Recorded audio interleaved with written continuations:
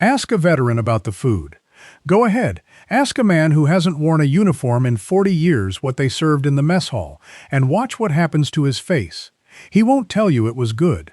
Most of them laugh before they even answer, but he will remember it. Every single detail. He'll remember the smell that hit him at 4:30 in the morning, before the sun came up and before anyone was awake enough to complain about it. He'll remember the sound of a metal tray sliding down a steel rail. He'll remember the cook who worked that same serving line for 11 years and never once looked up. And he'll remember exactly what landed on his plate, because for 2 years, or 4 years, or 20, it was the same thing on the same day of the week. You could tell what day it was by what was steaming in the tray. Most of these meals are gone now. The Army traded the old steam line for dining facilities with salad bars, sandwich stations, and stir-fry cooked to order. And the food that fed millions of American soldiers through World War II, Korea, Vietnam, and the long cold decades in between quietly disappeared with it. These are 8 of those meals. Some were loved, some were feared. Not one of them has ever been forgotten. Number 8. Ham and lima beans. Every generation of soldier has one meal it agrees to hate. And for the men who came up on sea rations, this was it. A can of pale ham chunks suspended in a thick, gray-green paste of lima beans, sealed in 1940-something and served to a kid in 1968. Cold, it was almost inedible.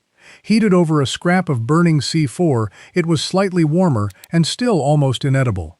Soldiers gave it a nickname that has never once been printed in a family newspaper, and that nickname followed it from the beaches of the Pacific all the way into the jungles of Southeast Asia. When trading rations in the field, no one accepted it. Not for cigarettes, not for peaches, it was the one can that stayed in the bottom of the box. Number 7. Powdered eggs. They came in 50-pound tins of yellow dust, and they arrived in Europe by the trainload. Mixed with water and dumped onto a hot griddle, they didn't scramble so much as set. What came out was a firm yellow slab that held the shape of whatever pan it left, with a faint sulfur smell and a texture veterans have spent 80 years trying to describe politely. Some men swore they bounced. Others said they tasted faintly of cardboard and regret. But at 5 in the morning in a cold Quonset hut in England, with a war waiting outside, that yellow slab was hot, it was protein, and it was there. Millions of men ate it every single morning and never saw a real shell egg for years. Number 6. Bug juice. It sat in a clear plastic cooler at the end of the line, and it came in colors that do not appear in nature. Radioactive red, warning label orange, a green that seemed to glow under the fluorescent lights. It was powdered drink mix, stirred into cold water by the gallon, and every soldier who ever drank it heard the same rumor, whispered like gospel from an older private who swore he had seen it with his own eyes. That the cooks used the same powder to strip wax off the floors, that it would eat through a penny overnight, that it could clean the rust off a bumper.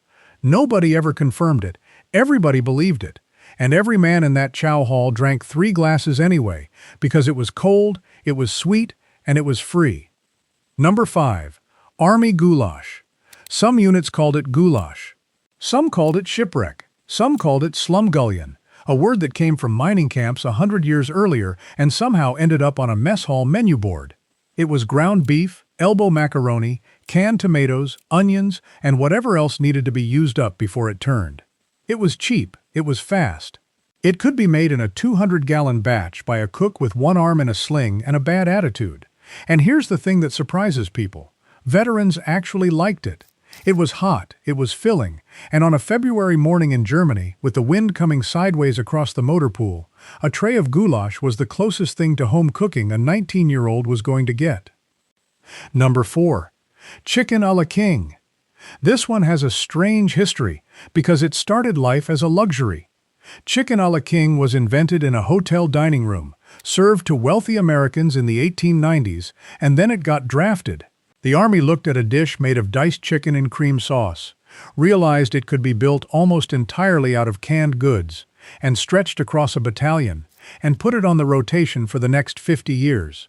It came ladled over toast, over rice, over biscuits, or over anything else that could hold a puddle. Some veterans remember it fondly.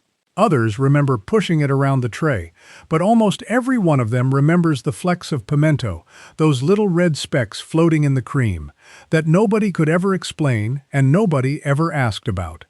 Number 3. Salisbury steak. A brown oval, faintly ridged, resting in a lake of gravy the color of a rifle stock. It was not a steak. Everyone knew it was not a steak.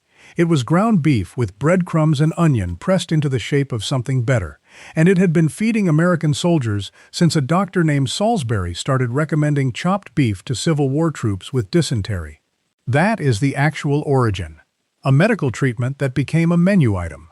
By the 1950s, it was on trays in every mess hall from Fort Benning to Okinawa, usually with mashed potatoes, usually on a Thursday, always drowning in gravy. And when veterans tell you they can still taste it, they are not talking about the meat. They're talking about that gravy. Number 2. The sheet cake. At the end of the line, past the entrees and the vegetables that had been holding at temperature since before dawn, there was a pan. A full sheet pan of yellow cake or chocolate cake, cut into perfect squares by a cook with a ruler and a knife, under a layer of frosting so thick it had structural integrity. It was too sweet. It was slightly dry.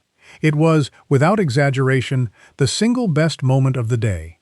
Men who complained about every other thing on that tray, who wrote home about the food and used words their mothers didn't appreciate, will stop and go quiet when you mention the cake. Somebody's birthday, somebody's promotion, somebody going home. The cake showed up for all of it. Number 1. SOS. Creamed chipped beef on toast. Officially, in the Army Field Manual, it had a proper name. In the mess hall, it had a different one. And the polite version of it is stuff on a shingle. The other version is the one every veteran actually says, and it is not printable here. It was dried salted beef, torn into ribbons, and stirred into a heavy white gravy, then poured over 2 slices of toast until the toast surrendered. It appeared in Army cookbooks before World War I, and it was still on the line in the 1980s. 3 generations of American men ate the exact same breakfast. Fathers, sons, and grandsons, in different wars, in different uniforms, on different continents, all standing in the same line for the same gray plate of the same thing. And here is what nobody expects. They miss it. Go online and you'll find veterans hunting for the recipe. You'll find them arguing over whether you use hamburger or real chipped beef. You'll find 70-year-old men making it on a Sunday morning for grandchildren who don't understand what they're being handed. Because it was never really about the food. It was about being 19. It was about the guy sitting across from you, the one whose voice you can still hear, the one who came home with you or didn't. It was a warm room before a very cold morning, and a hot tray in your hands, and the last 20 minutes of the day that belonged to you. The mess halls are gone. The steam lines are gone. Most of the men who stood in those lines are gone too. But ask one of them about the food, and watch what happens to his face. If you served, tell us what they put on your tray, and which day of the week you knew it by. Somebody reading this ate the exact same thing, 6,000 miles away, on the exact same morning.